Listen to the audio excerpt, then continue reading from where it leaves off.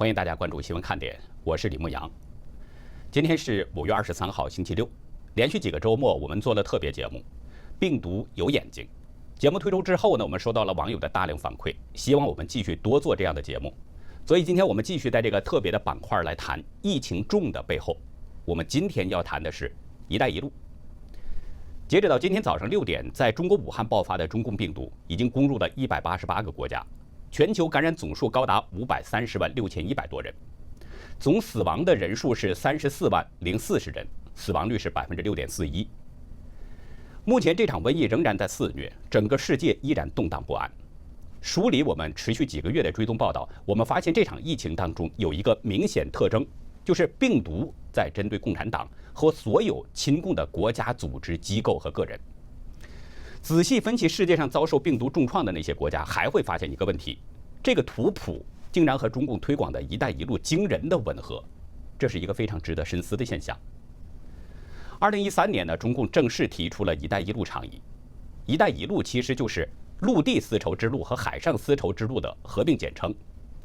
陆地丝绸之路就是所谓的一条经济带，主体框架覆盖欧亚非6大经济走廊。海上丝绸之路就是所谓的这一条经济之路，主体框架是共建一批重要的港口和节点城市。中共呢自称是以中国为主，连接整个欧亚大陆，发展新的经济合作伙伴关系。他准备要投资几千亿美元，在几十个国家主导建设桥梁、铁路、港口和能源等等。就是说，中共提供资金给一带一路沿线的国家进行基础建设，用中共的宣传口号来说，就是带着大家富起来。但是真的是这样吗？这个问题我们留到后面去说。毫无疑问，中共提出这个倡议，中国也就自然成了一带一路的初始国。我们不止一次强调，病毒有眼睛，专门针对共产党。那么作为中共这个组织的组成部分，中共党员们成了病毒重点袭击的对象。但是因为中共极不透明，根据种种迹象判断，他通报的数字含水量太高，没有办法让人相信。所以外界普遍认为，在他目前通报的这个数字基础上，后面至少还要再加一个0。那今天早上6点，他公布的数字是82971人感染，死亡是4634人。如果在后面各加一个0的话，那就变成了829700多人感染，死亡是46340人。在这些罹难者当中，有多少是中共党员呢？这个数字可能只有中共的内部在掌握。外界只能做出局部的不完全统计。在本月初，有大陆网民发布了一份死亡名单，截止到4月30号，在这次疫情当中因公殉职的人员至少有498人，其中呢331人政治面目是党员。这些罹难者的职业包括公务员、村干部、警察、医生、护士、保安、城管、志愿者等等。殉职的缘由，除了极少数是参与一线的医务工作，其他都是在执行党的维稳抗疫措施。所以准确地说，绝大多数的病亡者并不是殉职，而是殉党，以身殉党。再看这些人的病因，标注过劳病逝和突发疾病的有412人，标注肺炎的有32人。对于过劳病逝和突发疾病，根据中共以往的做法，外界一般认为这是死于中共肺炎，因为中共一直在瞒报疫情，而那些被宣传的所谓先进典型，如果公布了真正死因，中国的谎言就会露馅儿，所以他在宣传的时候，往往用含糊不清的过劳病逝或突发疾病来说明。就是说，在这份死于中共肺炎的人群412加32这个名单当中，党员占了296人，占比是2%，大约是66.7%。早在3月9号，中共民政部在联防联控新闻发布会上也承认，截止到3月8号，全国城乡社区工作者有53名因公殉职，其中党员占92.5%。就是说，在中国大陆，中共党员像是成了病毒瞄准的靶子。以前曾有网友问说，歼灭中共怎么灭呢？我们曾有过回应，简单说就是，如果中共党员都没了，那中国这个组织还存在吗？这就是为什么大纪元要推出退党网站，让人们做3退的原因。一带一路始发国是这样，那么它的参与国如何呢？台湾战略学会研究员苏子云经过研究发现，瘟疫在世界各国爆发是有迹可循的。这个病毒在紧跟着一带一路的线路，穿过了伊朗，经由意大利港口，进入到了欧洲。苏子云在3月18号对香港《苹果日报》表示，因为这些国家与中共关系密切，相信了中共的消息，没有及时采取边境措施，对中国的疫情没有戒备，结果被病毒长驱直入，导致发生爆炸性疫情。苏子云说，一带一路引进大量的中国工人做基础建设，商人往返两国做贸易，无形中使病毒传递快速。就是说，与中国的贸易往来成了疫情传播的一个主要因素。特别是与中共政府有着密切经济往来或者是战略联系的国家，受疫情的影响是很大的。苹果日报指出，瘟疫沿着一带一路的这个线路进入到了欧亚各个参与国，使一带一路变成了一带一路。为了更清楚的说明，我们举几个例子。亚洲的伊朗被病毒攻击得很厉害，截止到今天上午8点，伊朗通报的感染数字是131652人，死亡是7300人，死亡率是5.54%。因为伊朗也跟中共一样极不透明，所以它的数字也被外界是广泛质疑。但就仅以这个数字来说，它的疫情也是很严重的。对于病毒在伊朗的确切传播路线，至今没有找到0号病人。但是《华尔街日报》认为，中伊的战略伙伴关系催生了众多潜在的接触者，助长了病毒传播。早期呢，在库姆确诊死亡的一位伊朗商人生前曾经去过中国旅行。在中国疫情爆发之初，伊朗曾经明令切断飞航中国，但是马汉航空却在2月1号到2月9号期间有43趟航班飞往中国，其中2月5号当天还曾经飞往已经封关的病毒始发地武汉。伊朗卫生部官员米诺莫拉兹他表示，伊朗的疫情与2名中国太阳能发电厂的工人有关。但是马什哈德医科大学的校长认为，真正的凶手是700名在库姆神学院学习的中国人。究竟哪个是0号病人，现在其实已经不那么重要了，重要的是都与伊朗与中共之间的这个密切交往有一定的关系。因为伊朗支持恐怖主义并且发展核武器，所以遭到了美国的制裁，那这就促成了伊朗和中共拉近了关系。2018年，伊朗加入了一带一路，去年还允许中国人免签。2019年，中共曾经派出2132人到伊朗承包工作，两国的双边贸易额达到了220亿美元，占据伊朗外贸的1/3。伊朗的库姆呢是疫情的重灾区，也是什叶派的圣城，那临近有不少信徒去到那儿朝圣，于是这个病毒就跟着朝圣的信徒沿着一带一路传到了附近的黎巴嫩、伊拉克、科威特、巴林、阿曼和阿富汗等什叶派国家。欧洲的意大利也是一带一路的参与国，同样是被疫情冲击很严重的国家。近年由于它的经济下滑，没钱投资国内的基础建设，所以为了振兴经济，意大利的政客开始与中共越走越近，经济上也是越来越依赖中共。2019年，意大利不顾欧盟和美国的忠告劝阻，加入了一带一路。意大利的加入无疑给备受争议的一带一路起了一个站台作用，也为这次疫情重创埋下了种子。意大利是世界上最发达的7个国家之一，也是南欧的大门。而在疫情重灾区伦巴第大区，旅居着大约30万中国人，主要来自浙江的温州。而温州我们知道，它的疫情在当时也是很严重的，它是除了湖北省以外第1个实施封闭式管理的城市。这种往来的人员成了病毒扩散的媒介。随着人员的频繁流动，中共病毒进入了意大利。从1月底到今天，意大利有228600多人染病，死亡是32616人，死亡率高达14.26%。这个死亡人数是欧洲第2高，染病数字是欧洲第4。西班牙也是一带一路欧洲的主要参与国，同样也遭受了病毒重创。今天的数据显示，西班牙总感染人数是281900多人，死亡28628人，死亡率是10.16%。它的感染数字是欧洲第2，死亡是欧洲第3。英国今天的总感染人数已经跃升到了欧洲第3，254190多人，死亡是36393人，已经成了欧洲第1。前不久，英国首相鲍里斯·约翰逊也确诊感染了中共病毒，鬼门关上绕了一遭。在他之前，病毒攻入了英国王室，王储查尔斯王子也被确诊隔离。英国虽然不是一带一路的签约国，但是中共是英国在欧盟之外的第2大贸易伙伴，而且英国不顾盟国的警告，允许中共电信巨头华为参与英国的 5G 网络建设。法国和荷兰也不是“一带一路”的签约国，但他们都在中共推动“一带一路”的过程当中有过助力支持。2017年的12月12号，中国在北京举行了“一带一路”儿童营养与可持续发展研讨会。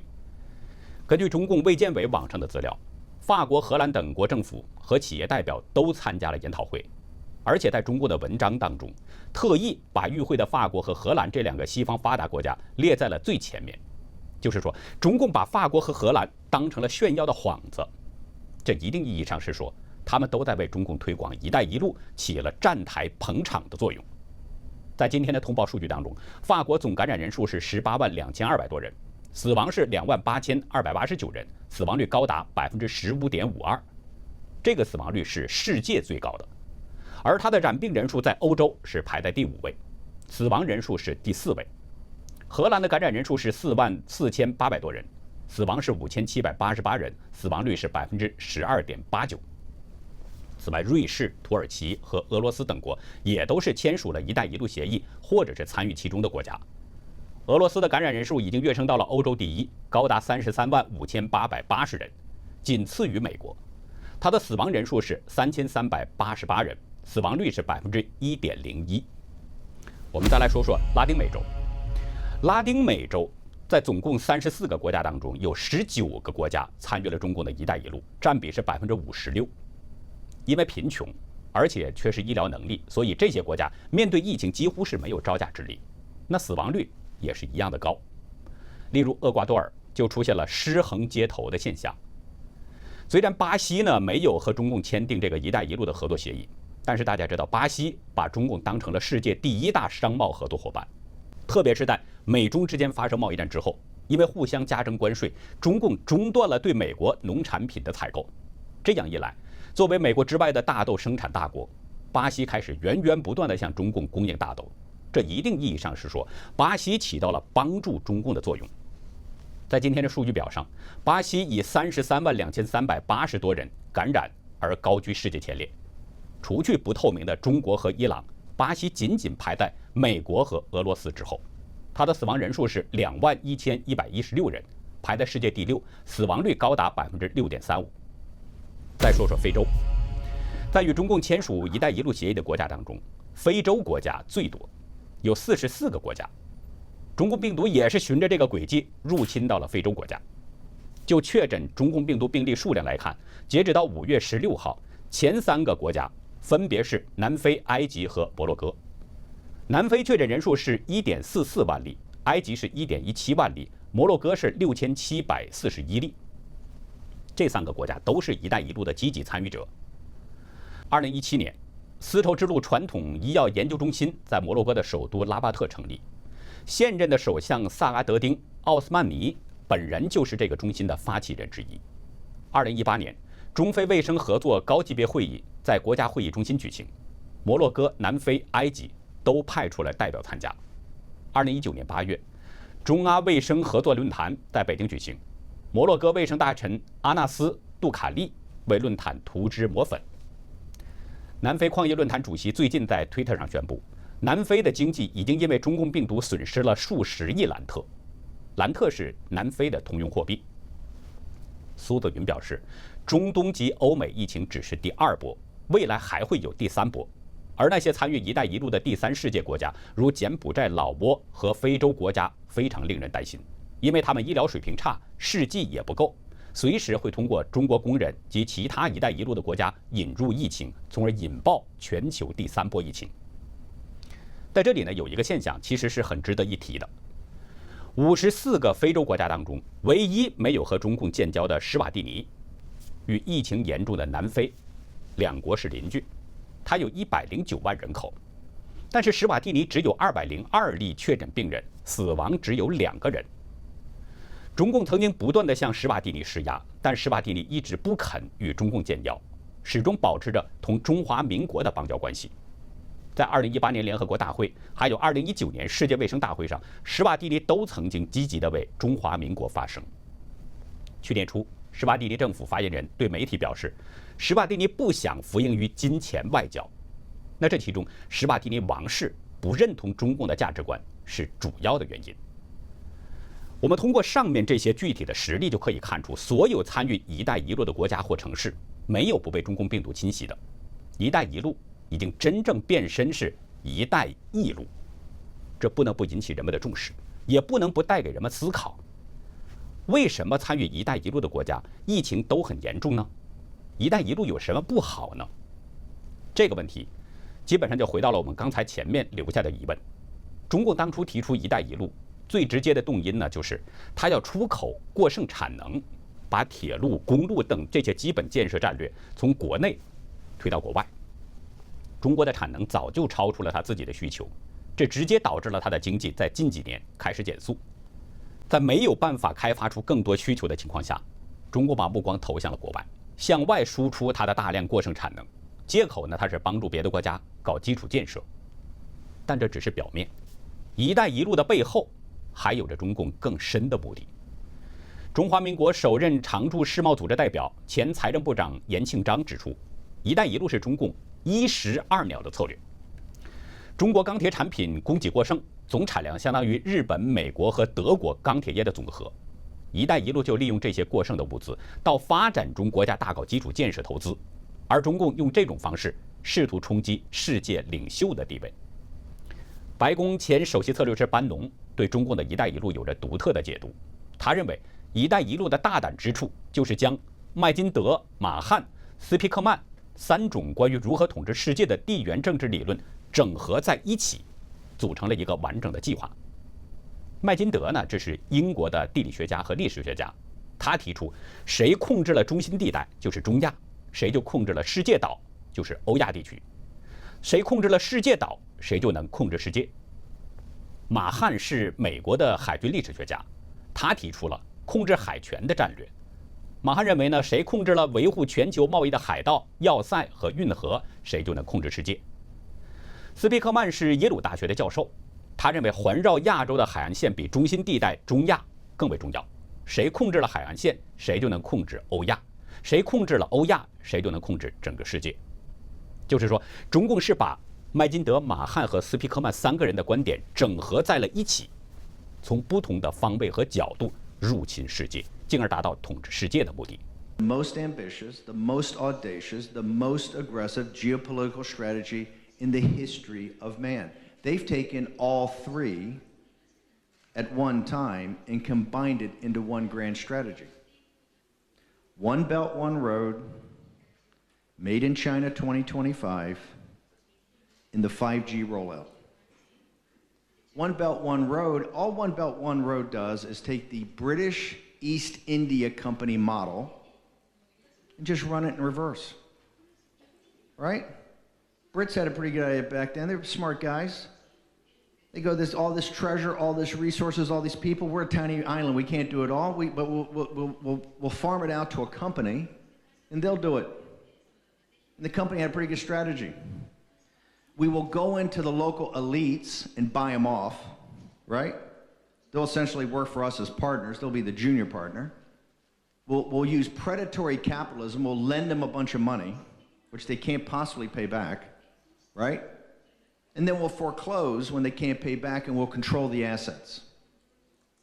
That's One Belt, One Road. Forget the highways and the dams and the hydroelectric plants, all that. Yeah, it's all. 说到这里呢，其实已经很清楚了，参与“一带一路”计划，就等于是在帮助中共统治世界，是在助纣为虐。那么，在这个天灭中共的时刻，这些参与国能不被清算吗？答案是毋庸置疑的。就在中共实施统治世界这个隐藏很深的目的当中，中共通过“一带一路”还同时做着2件事。中共输出过剩产能，它自称的是帮助参与国发展基础建设，但实际它是通过这些项目贷款给这些国家，形成债务输出。中共向这些国家提供贷款，从来都是秘密进行的。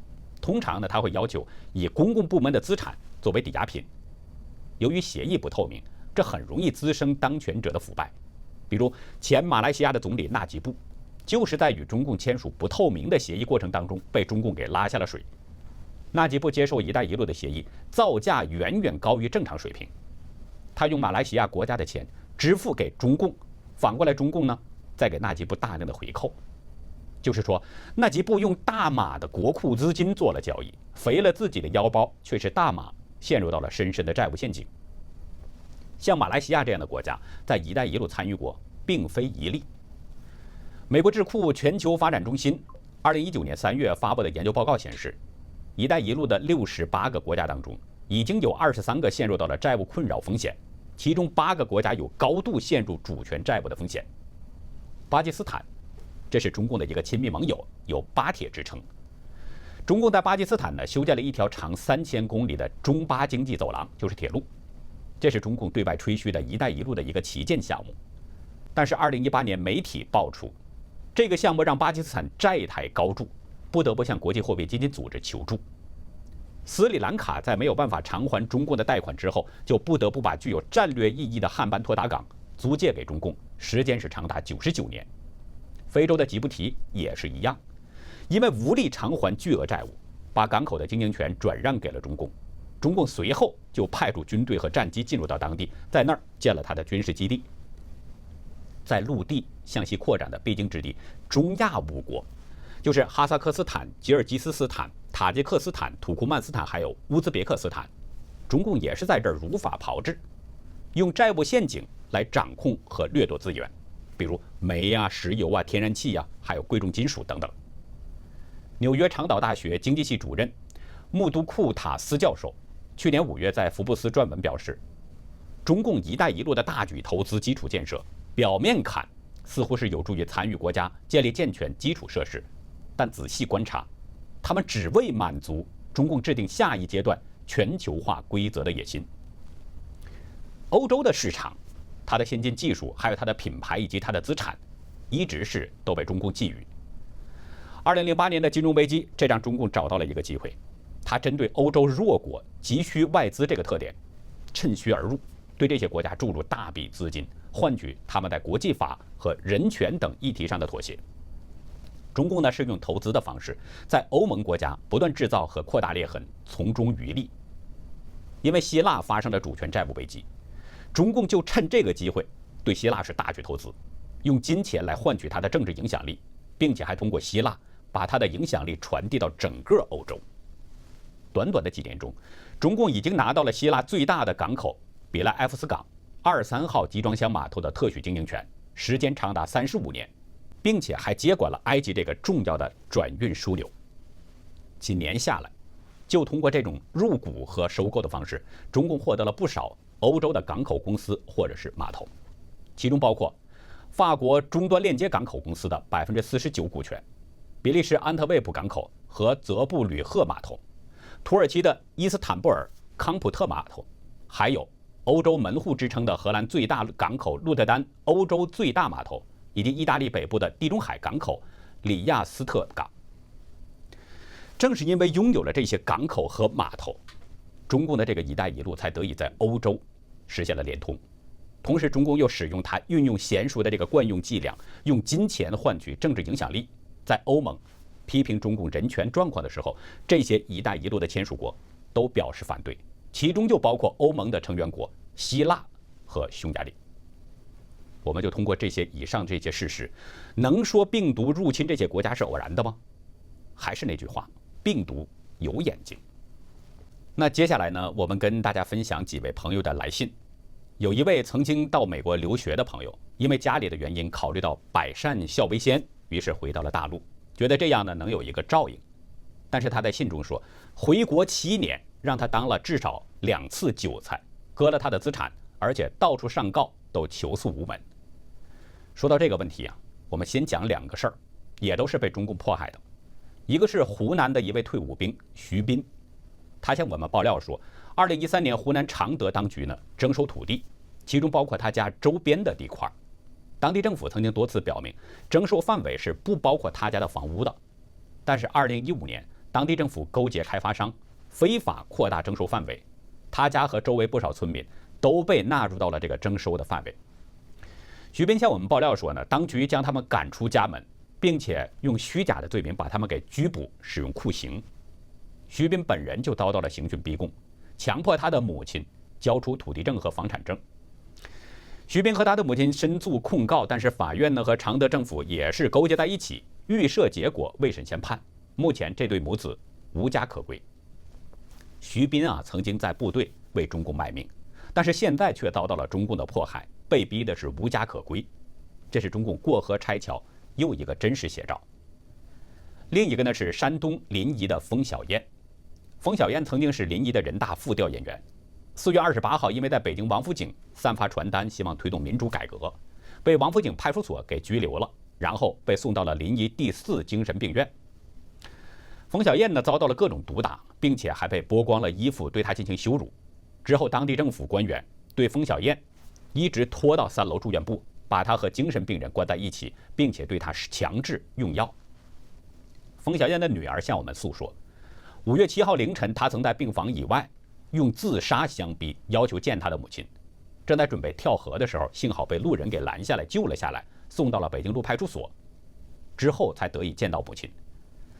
5月16号再去病房看望她的母亲的时候，冯小燕拍着房门着急地问女儿能不能救她。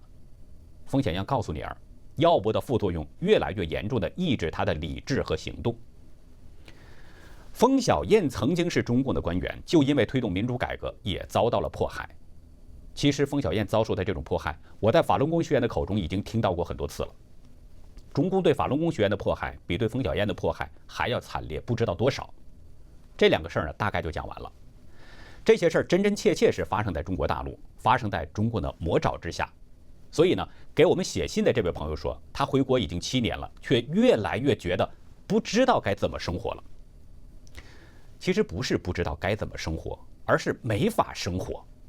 中共从来不把人当人看，无论是徐斌还是冯小燕，包括所有中国大陆的百姓，在中共的眼里边，中国百姓有时候是韭菜，想割就割，有时候像是蚂蚁，他可以随便的伤害，甚至虐杀。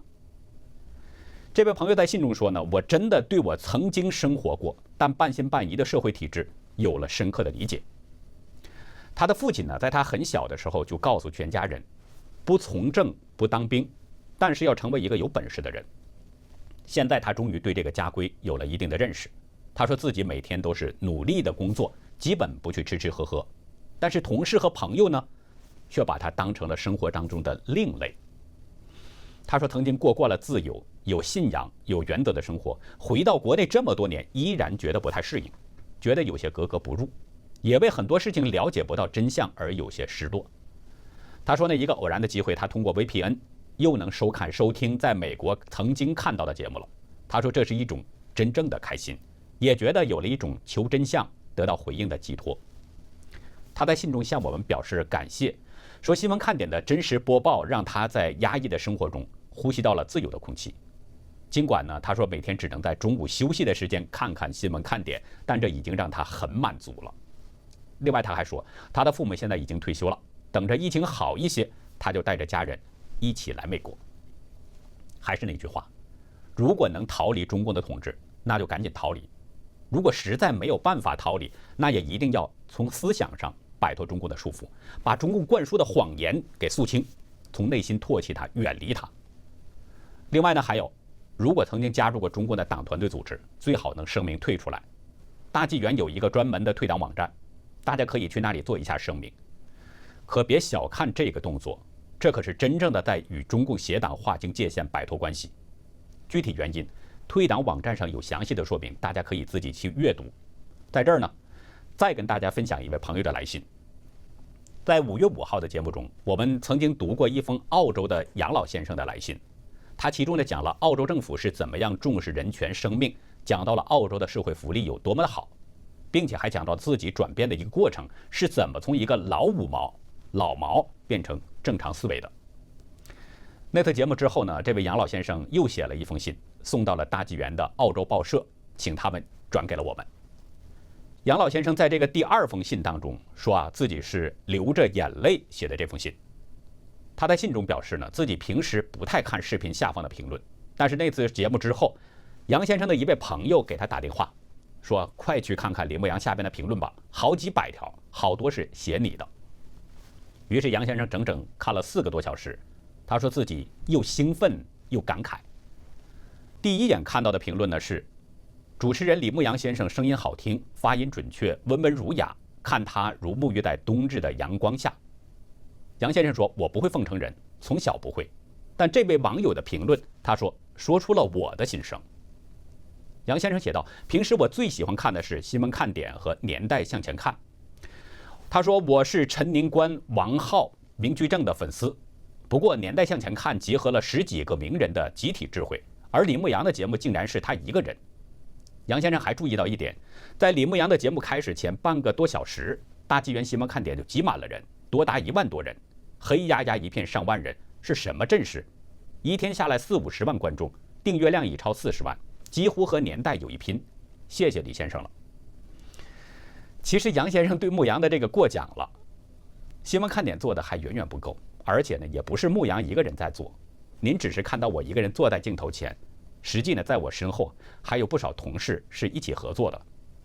另外，也有大量的网友向我们提供爆料消息，给我们支持，与我们互动，这其中也包括您。所以不是我一个人在做，牧阳可不敢贪天之功啊。说到网友围观新闻看点节目呢，这个让牧阳也是深有感触。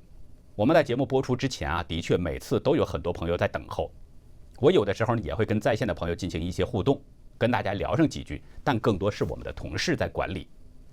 同事呢曾经告诉我说，有一次同时在线观看新闻看点的观众最多是3万多人。不过呢，最近由于牧阳做的不太好，围观的人数有所下降，这个还需要我继续努力，也希望大家多多的支持。那接着来说杨先生的这封信，他在信中呢提到一位周先生的留言。周先生在留言中说啊，这位杨先生通篇只谈利益得失，却没有良知的觉悟。杨先生在信中写道，这不是骂，他是恨铁不成钢，为我好，看得出周先生是一位有才有理的好人。杨先生表示，这期节目有不下10多位在国内防火墙里的朋友们在评论中提到他们泪目流泪。杨先生说自己很难受，因为这些福利待遇是民主国家用1分1厘的钱堆出来的，而中国大陆没有。他又引用了2位网友的留言，一位说呢，听了杨老先生的信泪目了，只觉得心痛。另一位呢，像是强烈的朋友留言说，我们那边农村有很多家庭的老人无医无药无吃，他们活生生的饿死在家里。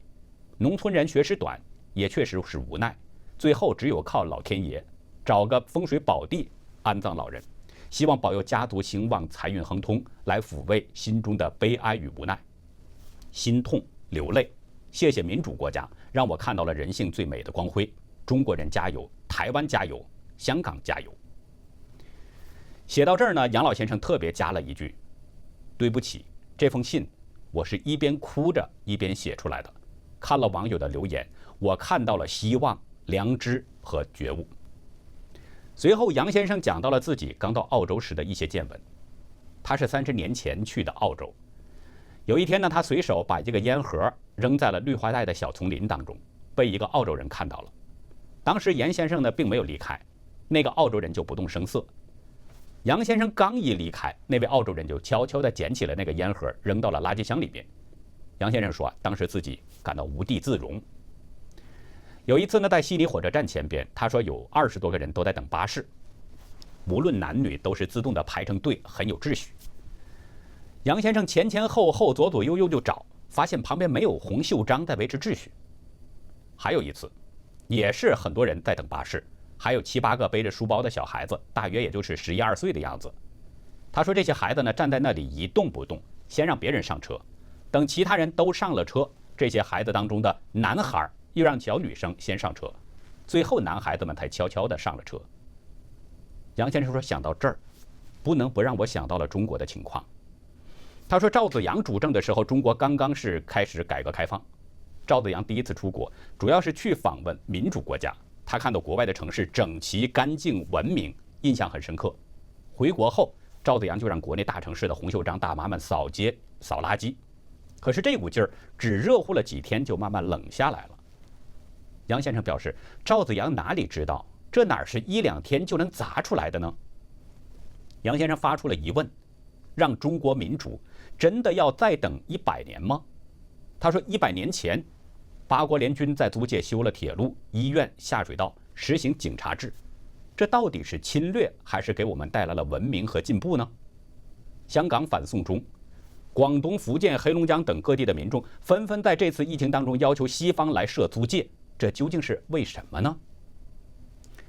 杨先生表示，这一件件事情并不是百思不得其解。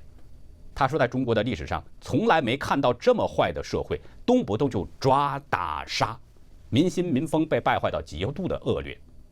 杨先生指出，这些不是中国人民的原因，而是中共统治中国有意的败坏着民风，混淆着是非，故意让人们的行为低下粗俗。杨先生在信中说，我最近在大纪元网站上声明退党退团了。信中表示，中共说矛盾的正反两面相辅相成，说来说去就只有他一家是正确的。他要求人们入党，为党的事业绝不后退，但是入了党的人大多数都变坏了。